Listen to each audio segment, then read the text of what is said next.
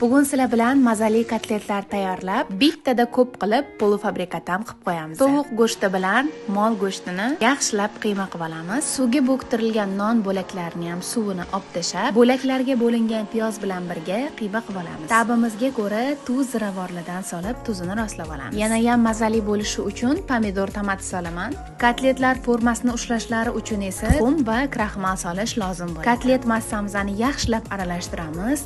Hamma masalliqlarimiz bir-biriga kirishib ketishi kerak. Yaxshi aralashgan kotlet massasi tovaga qo'yganimizda yorilib, yoyilib ketmaydi. Zo'r bo'lib pishadi. Endi polufabrikatlarni tushuntirib o'tsam. Pergament solingan listimizga kotletlarni teramiz, keyin kamida 3-4 soat morozilkada muzlatib olamiz. Qotib, osongina ajragan kotletlarni shunaqa ketma-ketlikda pergament qo'yib terib olamiz. Har doim olishga udobniy bo'lsin deb shunaqa akkuratniy konteynerlarga terib qo'ydim. Pishirish jarayonini ham qo'shib o'tdim videoga. Qizib